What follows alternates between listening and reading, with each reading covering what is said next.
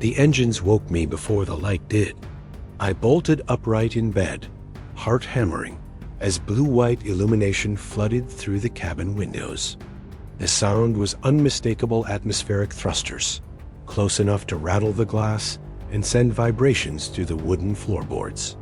I grabbed the hunting knife from the knitstand and moved toward the back wall, every instinct screaming at me to run. But there was nowhere left to run. The light intensified, casting sharp shadows across the rough wooden floor I'd laid myself 3 years ago. Through the frosted window, I watched it descend. A reptilian ship, sleek and angular, its metallic scales shimmering under the moonlight like something alive. It settled into the snow with barely a sound, steam rising from its landing struts in white plumes that caught the ship's running lights. My hands were shaking. 5 years. 5 years of silence, of peace, of pretending I was just another human living off the grid in the most remote mountain range I could find. And now this. The ship's ramp extended with a hydraulic hiss I could hear even through the walls. A figure emerged, bipedal and graceful, moving through the knee-deep snow toward my door with purpose. I pressed my back against the wall, knife raised, knowing how useless it would be against energy weapons. The door didn't break. It just opened. She must have overridden the lock remotely, sliced through my security like it was nothing. She stood in the doorway, snow melting on her shoulders, breath misting in the cold mountain air. Drayan, not reptilian, I could tell by the iridescent quality of her scales, the way they caught the light in blues and greens, rather than the deep crimson of my father's people. Her eyes were vertical slits, reflecting the firelight from my dying hearth. She wore what looked like traveling clothes, practical rather than ceremonial, but there was something regal in the way she held herself. In her hand, she held something that made my blood run cold. A medallion. Dark metal, ancient, with the symbol of the basilisk carved into its surface in intricate geometric patterns I'd memorized as a child. Elias Croft, she said, her English flawless, barely accented. I've come for the basilisk's chosen one. I didn't lower the knife. You have the wrong cabin. We both know that's not true. She stepped inside, uninvited, and closed the door behind her with her tail a long scaled appendage that moved with its own intelligence. The cold came with her, clinging to her like a second skin. My name is Vera, Andrean, and I need your help. I don't help anyone anymore. Your bloodline says otherwise. I finally lowered the knife, but I didn't sheath it. My pulse was still racing, adrenaline making my thoughts sharp and scattered. How did you find me? She held up the medallion. Even from across the room, I could see it pulsing faintly, responding to my presence like a heartbeat. This has been searching for you for months. Scanning colony worlds, tracking genetic signatures across a dozen systems. She paused, studying me with those unsettling eyes. You're very good at hiding. Changed your name, altered your biometric records, avoided every population center. But nothing stays hidden from the basilisk's mark forever. I moved to the window, keeping her in my peripheral vision. Outside, her ship sat silent in the snow, its engines ticking as they cooled. No other ships, no soldiers, no visible weapons trained on my cabin. Just her. What do you want? My people are dying. Her voice stayed level, controlled, but I heard the tremor beneath it: exhaustion, grief, desperation held in check by sheer will. Genetic degradation. A plague that started 20 years ago and has made reproduction impossible. Females are sterile. The few children born alive come out deformed, screaming, and die within hours. She took a breath. The Drayan will be extinct within months. Unless you find someone with the Basilisk's bloodline. Yes, I turned to face her fully. The fire had burned down to embers, casting her scales in amber and shadow. I'm not a scientist. I'm not a doctor. I cut firewood and catch fish and avoid thinking about genetic heritage. That's all I am now. You're the son of a reptilian royal line and a human mother. Vera's eyes never left mine. Pure basilisk heritage mixed with human DNA. You're the last living carrier of both lineages intact. The only genetic match that can produce viable Dryan offspring. There have to be others. There aren't. She set the medallion on my table with a soft clink. Touch it. See for yourself. I hesitated. The medallion sat there, innocuous except for the faint green glow that pulsed in rhythm with my heartbeat. I'd spent 5 years running from everything that symbol represented duty, obligation, being treated like breeding stock instead of a person. Being told my genetics mattered more than my choices, my desires, my right to simply exist without purpose. But something in Vera's expression made me reach out. Not command, not expectation, just weary hope. The moment my fingers brushed the metal, the medallion flared brilliant green. The light filled the room, casting everything in an emerald wash that made my shadow dance against the walls. Patterns emerged in the glow genetic markers, ancestry maps, information encoded in light. Vera closed her eyes, and I saw her shoulders sag with something between relief and despair. Pure lineage confirmed, she whispered. You're the last one, the only one. I yanked my hand back and the light died. The cabin felt darker than before. This is why I left. I know. Do you? The anger surprised me with its intensity. 5 years of suppressed rage bubbling up. Do you know what it's like to be raised as a tool? To have every decision made for you because your blood is more important than your choices? To wake up every day knowing that everyone around you sees genetics first and person second? To be told you'll marry who they choose, breed when they command, live where they decide?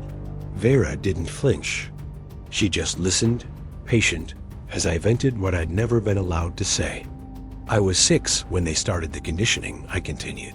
6. They taught me protocols, hierarchies, genetic theories, before I could read a children's book. By 10, they were showing me profiles of potential mates' other bloodlines, strategic alliances, genetic compatibility percentages. By 15, I was in ceremonial training, learning how to be the perfect heir. I wasn't Elias. I was the Basilisk's chosen, the hybrid advantage, genetic legacy. Never just me. I sat down heavily in my chair, suddenly exhausted. So yes, I ran. And I'd do it again. Vera stayed quiet for a moment. Then she spoke, her voice soft. No, I don't know what that's like. But I know what it's like to watch children die in their mother's arms because their spines grew outside their bodies. I know what it's like to hold a friend while she hemorrhages after her 6th failed pregnancy. I know what it sounds like when an entire species realizes it's watching its own extinction in real time. She looked at the medallion. And I know I'm asking you to give up the freedom you fought for, the peace you built here. I know it's unfair, but I'm asking anyway. The fire crackled. Outside, wind howled through the mountain pass, carrying snow against the windows. If I go back, I said slowly, my family will know I'm alive. They declared me a traitor for abandoning my duties as heir. They'll drag me back to the homeworld, lock me in some compound, and use me until there's nothing left to use. Vera nodded. I know. Then you know I can't help you. I came alone for a reason. She moved to the window, scanning the night sky with visible tension, her tail twitching. Your family doesn't know where you are. Yet, I made sure of that masked my approach, used dead zones, avoided every tracking system. But if I return without you, they'll execute me for stealing this. She gestured to the medallion. And my people will die knowing we were this close to salvation. That's not my responsibility. I know. Vera turned back to me, and for the first time, I saw past the controlled exterior to the exhaustion beneath. Dark circles under her eyes, scales slightly dimmed from stress. a tremble in her hands she couldn't quite suppress. I'm not asking you to be a king. I'm not asking you to come back to any throne or court or council chamber. I'm asking for genetic material, a controlled laboratory environment. You donate, you come back here, and no one ever knows. She pulled up a holoscreen from her wrist device. The interface glowed blue between us. Images filled the air. Drained females in medical chambers, their bodies failing in ways I could barely comprehend. Tissue degradation, organ collapse, immune system cannibalization, infants with grotesque deformities, limbs in wrong places, organs visible through translucent skin, neural systems that never formed properly. Population graphs spiraling towards zero, projected extinction dates, desperate research notes from scientists who tried everything and found nothing. Vera's hands trembled as she swiped through them. This is Sayla. She was my academy partner. Best pilot I ever knew. Tried to conceive 8 times. The last attempt killed her. Swipe. This is Kenneth. He watched all 3 of his children die before their first day. He took his own life last month. Swipe. This is the medical ward where we keep the mothers who refuse to give up. 43 females, all carrying non-viable pregnancies, all refusing termination because they want to believe there's still hope. She closed the holoscreen. It would be so simple, she said quietly. 1 donation, maybe 2. Thousands of lives saved. An entire species given a future. You'd never have to see us again. Never have to know their names or watch them grow. Just give us a chance. I wanted to believe her. God, I wanted to believe it could be that easy. That I could do this one thing and walk away clean, conscience satisfied, freedom intact. They won't let me go, I said. My family. If they find out I'm alive, if they discover I helped you, they'll come, and they won't ask politely. Vera didn't deny it. The silence between us confirmed everything I feared. I stood, paced to the other window. My cabin suddenly felt too small, like the walls were closing in. I built this life. Every board in this floor, every stone in that fireplace. I hunted, I fished, I traded with the settlement 15 kilometers south under a fake name. For 5 years, I've been nobody. Just a hermit in the mountains who keeps to himself. And it's been, I struggled for the word, peaceful. For the first time in my life, I've been at peace. I'm asking you to give that up. You're asking me to commit suicide. Helping you means exposure. Exposure means my family finds me. And when they find me, I didn't finish. I didn't need to. Vera moved closer, but carefully, respecting my space. How did I find you? She asked again. Really? You want to know? I turned. Yes. She picked up the medallion, held it between us like evidence. This belongs to your family's sacred chamber. It's been in their possession for 3 generations. A relic passed down through the royal line. It only reacts to pure Basilisk lineage, was used in coronation ceremonies to verify legitimate heirs. I took it, broke into the sacred chamber 6 months ago, drugged 2 guards, cracked a biometric lock, and stole this from under your family's nose. I felt the blood drain from my face. You stole from my family? Yes. Do they know? Vera looked away. They didn't when I left. But I'm not naive. They've had 6 months to discover the theft. 6 months to track down who took it and why. She met my eyes again. Treaties between the Draen and your family's people are fragile at best. A cold peace maintained through careful diplomacy and mutual need. If they've discovered what I did, if they know I'm using their sacred relic to find their lost heir, you didn't just risk your life coming here, I said slowly. You risked starting a war between our species. I was desperate. Her voice cracked, just slightly. We're all desperate. When your entire species is counting down to its final generation, when you've exhausted every other option, When you've watched people you love die slowly and horribly, you make impossible choices. You take risks that should terrify you. You steal sacred relics and cross the galaxy and beg strangers for help you have no right to ask for. She set the medallion down, stepped back. I won't force you. I can't. But I need you to understand, if I leave here without you, I die. They'll execute me for theft, for unauthorized use of a sacred artifact, for breaking treaty protocols. And the Draen die too. All of us. Our entire history, our culture, our art and science, and music and stories gone. Because I couldn't convince one man to give up his peace. The weight of it settled over me like a physical thing. I looked at the medallion glowing faintly on my table, at Vera, standing there with desperate dignity, at my cabin, my 5 years of peace, my carefully constructed anonymity. I thought about the children in those holoscreen images, the ones who died screaming, the mothers who refused to give up hope, even when hope had become cruel. I walked to the window. Her ship sat out there, lonely and defiant in the snow, its hull already accumulating frost.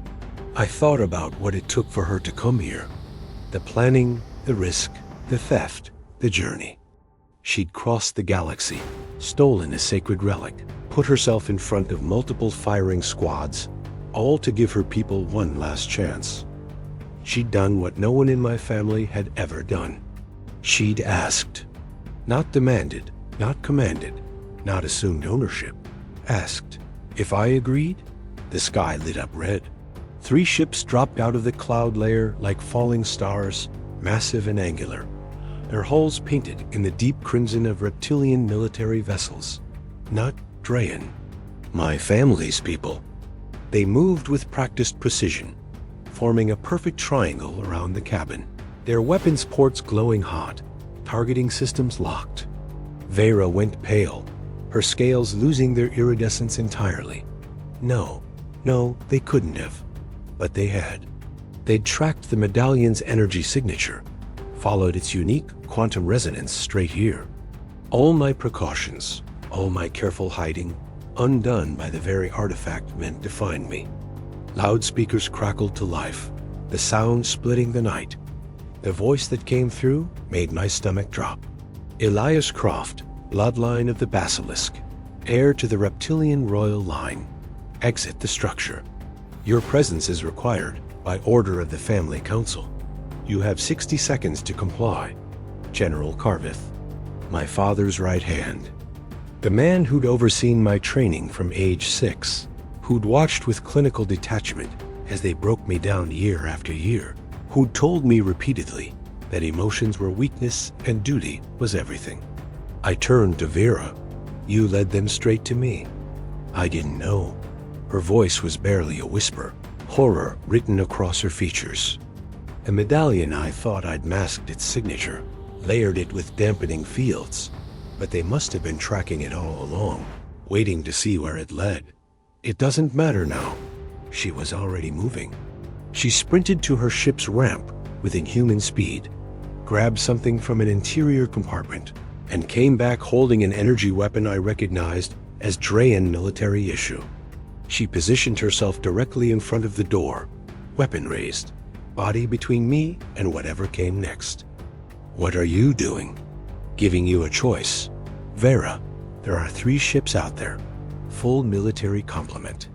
At least 30 soldiers, maybe more. You'll die.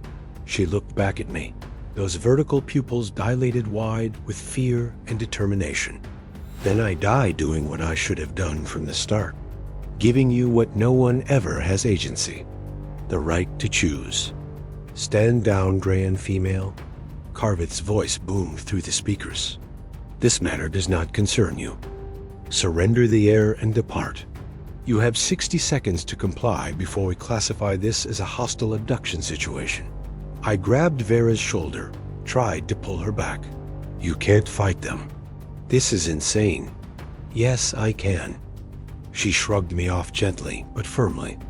5 years ago, you chose freedom over duty. You chose yourself when everyone told you to be something else. You walked away from everything you knew because staying meant losing yourself. Her voice steadied. I won't take that away from you. Not like this. Not by leading them here. If you go back, it'll be because you choose it, not because I trapped you. Ramps extended from all 3 ships simultaneously. Soldiers descended 20, 30, maybe more, all armed with energy rifles, all moving with synchronized efficiency. They formed a perimeter, weapons trained on the cabin. Final warning, Cardiff called. 45 seconds. Surrender the air peacefully and face charges for theft. Resist and face charges for abduction and treaty violation. Vera adjusted her grip on the weapon. Her hands weren't shaking anymore. Go out the back. There's a ravine half a kilometer east. They'll follow me, not you. You'll have time to... No. She glanced back, confused. I'm not running anymore. Elias, I spent 5 years running. I'm done. 30 seconds. Vera fired. The energy bolt took out the lead soldier's shoulder in a burst of superheated plasma.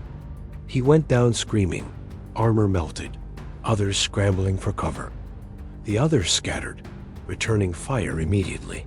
Bolts of superheated plasma tore through the cabin walls, setting the wood ablaze, shattering windows, turning my 5 years of peace into an inferno. I hit the floor, dragged Vera down with me as the room erupted into chaos. Return fire came in waves, systematic and precise, designed to overwhelm. But Vera fought like someone with nothing left to lose. Precise shots, calculated movements, each one buying seconds, making every bolt count. But there were too many. A bolt caught her in the shoulder, spinning her around. She collapsed, weapon clattering across the floor, purple blood already staining her travel clothes. I scrambled to her, pulled her behind the overturned table. Blood purple, not red poured from the wound. She pressed a hand against it, scales flickering with pain, her breath coming in short gasps. The firing stopped. Footsteps crunched through broken glass and burning wood. Carveth walked through the shattered doorway. Weapon lowered but ready.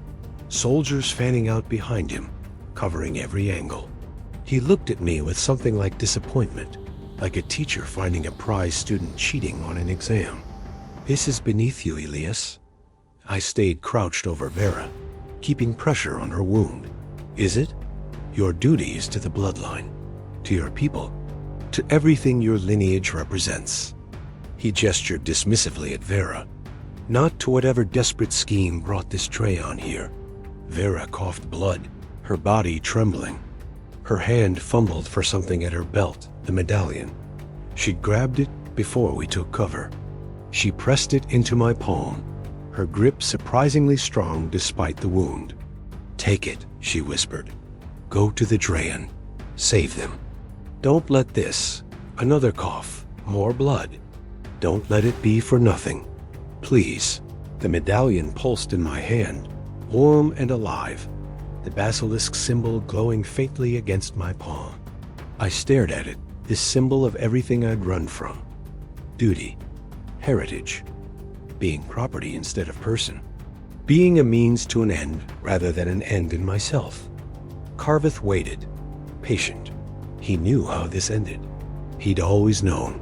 There is no choice here, boy, he said calmly. You are always ours.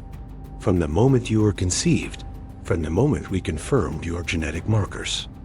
The 5 years you spent here were borrowed time. A delay, not an escape. You were always coming back. I looked at Vera, bleeding out on my cabin floor for the crime of giving me a choice. At the medallion glowing green in my palm like a beacon. At Carveth, so certain of his victory, so confident that duty always won in the end. And I understood something. I stood up slowly, keeping myself between Vera and the soldiers. My legs shook, but I kept my voice steady. You're right, General. I was always of the bloodline. Carveth smiled. Victory confirmed. I pressed the medallion into Vera's hand, closing her fingers around it gently. But Bloodline isn't ownership. The smile faltered. I turned to face Carveth fully, straightening to my full height. I'll return. I'll do the genetic donation. I'll help save the Draen. Wise decision, Carveth said, but his eyes narrowed slightly. But on my terms, silence. The soldiers shifted uncertainly, weapons still raised but awaiting orders. The cabin burned around us, smoke filling the air. You don't have terms, Carveth said carefully. I do now. I took a step forward, glass crunching under my boots. You take me by force right now. I die before I cooperate. Suicide, resistance, starvation, self-harm, pick one. You'll get nothing but a corpse. But you let me go with her. Let me do this donation willingly. Help save the Draen on my terms. And I return to face the family council afterward, voluntarily. Your choice. Carveth's expression hardened. You're bluffing. Am I? I met his gaze without flinching. You've known me since I was 6 years old. You watched me go through 15 years of conditioning. Watched me resist every attempt to break me down completely. Watched me hold on to something you could never quite eliminate. I spread my hands. Tell me, General, do I bluff? The general's jaw tightened. His hand moved toward his weapon, then stopped. Behind him, the soldiers waited for orders that didn't come. Vera stared up at me, the medallion clutched against her chest, her eyes wide with something between hope and disbelief. The seconds stretched. 3 days, Carveth said finally, each word clipped. You have 3 days to complete the donation and return. If you fail to appear before the council at the designated time, we burn every Draen colony world until we find you. We classify you as compromised, possibly under alien influence, and we bring you home in pieces if necessary. Understood. And when you return, Carveth holstered his weapon slowly. You will answer for every moment of your desertion. Every day you remained hidden while your duties went unfulfilled. Every treaty you violated by abandoning your station, fully and completely. I know. He studied me for a long moment, weighing something I couldn't quite read. Then he gestured to his soldiers. They withdrew, slowly, weapons still raised, backing toward their ships with military precision. The 3 vessels' engines began their warm-up sequence, whining through various frequencies. Carveth paused at the door, silhouetted against the burning cabin. You chose poorly once before, Elias. You ran when you should have stood. Don't make the same mistake twice. I didn't make a mistake the first time, I said quietly. I made a choice. There's a difference. Then he was gone, boots crunching through snow. The 3 ships lifted off simultaneously, their downdraft scattering snow and embers from my burning cabin in violent spirals. Within moments, they were distant lights in the night sky, red stars ascending. I knelt beside Vera immediately, pressed my hand over her wound to slow the bleeding. The blood was hot against my palm, disturbingly purple. Can you walk? You didn't have to do that. Her voice was weak but coherent. They would have taken you regardless. No, if I'd let them take me, I'd be property. This way, I'm a person making a deal.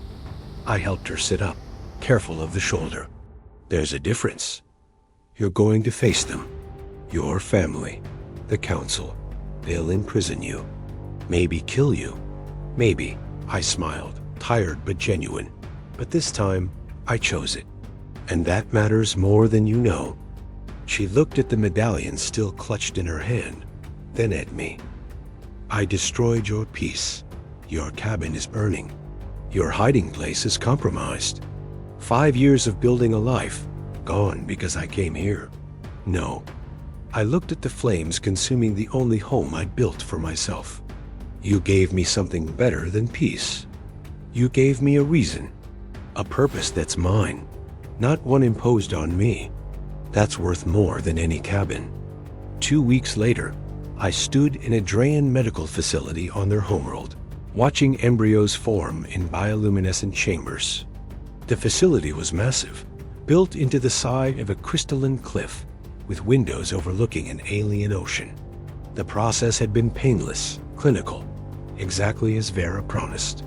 A few samples, some genetic mapping, compatibility tests. The doctors said the first generation would be viable, healthy, the beginning of a future. I watched the tiny forms developing in their chambers, each one swimming in nutrient-rich fluid, each one carrying half my genetic code. Strange to think that in a few months, there would be children in the universe who were part me, part Drayan, but wholly themselves. Vera appeared beside me, her shoulder bandaged but healing well. Drayan medicine was remarkable. You didn't need to stay. You could have returned to your family immediately. I wanted to see it through, make sure it worked. Through the viewport, I could see a ship waiting on the landing pad. Not Drayan. Reptilian military escort, crimson hull gleaming in the alien sunlight. They'd arrived yesterday, courteous and cold, to ensure I kept my word. General Carbith himself had come, unwilling to trust subordinates with retrieving their lost heir. You know what's waiting for you, Vera said quietly, not looking at me. Prison, trial, probably decades in some rehabilitation facility while they reconditioned me. I touched the medallion at my neck. I'd accepted wearing it, the symbol of my bloodline. But now it meant something different. Not ownership, choice. But I'll face it knowing I made the choice. Not them, me. They might kill you. They might. I turned to her. But even if they do, those children will live. An entire species will have a future. That's more than I had before you crashed into my mountain. Vera's eyes shimmered with unshed tears, vertical pupils contracting. What you've done, what you've given us. She touched the glass of the nearest chamber, where a tiny form was already developing discernible features. We'll remember. My people will remember. Your name will be carved in our memory halls. Your choice will be taught to every child.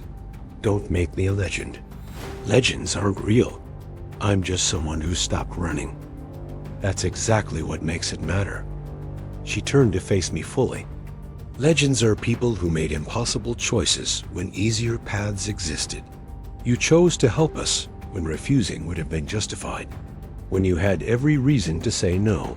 The escort officer appeared in the doorway, silent and expectant. My time was up. I took a deep breath, looked one last time at the chambers full of growing life, at Vera with her bandaged shoulder and grateful eyes, at the alien ocean beyond the windows. Then I walked toward whatever came next. For the first time in my life, I wasn't being dragged toward my destiny. I wasn't running from duty. I was walking into consequences with my eyes open, with full knowledge of what it would cost. That freedom, that choice, was worth everything. Even if it cost me everything.